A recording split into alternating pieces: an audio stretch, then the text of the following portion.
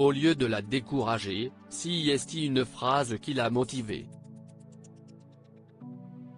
Lorsqu'elle était une jeune princesse, Caroline de Monaco a reçu une éducation qui, à certains égards, était un reliquat du XIXe siècle.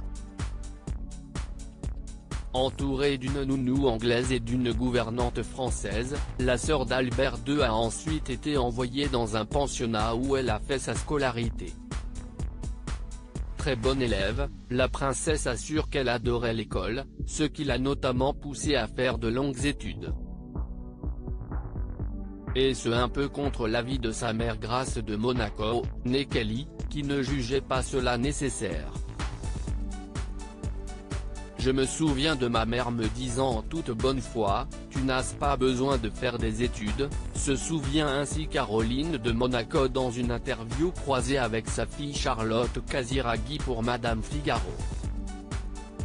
Une petite phrase assez difficile à entendre pour la fille aînée du prince Régnier III, qui n'avait à l'époque pas envie de se cantonner au simple statut de princesse royale avec lequel elle était née. Après avoir obtenu son baccalauréat en 1974, Caroline de Monaco s'est ainsi lancée dans une licence de philosophie à la Sorbonne, avant d'intégrer l'Institut d'études politiques de Paris. Cette remarque d'une cruauté inouïe de l'un de ses professeurs, un parcours universitaire riche pour Caroline de Monaco qui a ainsi décidé de voir plus loin que la principauté, et ce même si cela lui a valu des remarques désobligeantes, notamment de la part de certains de ses professeurs.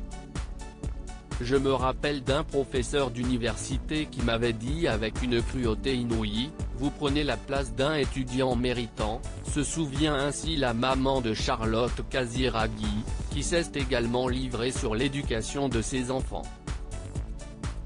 Mais loin de se laisser démonter par ces remarques, Caroline de Monaco a toujours voulu braver les obstacles et s'est toujours sentie en compétition avec les garçons, admettant avoir toujours voulu faire mieux qu'eux.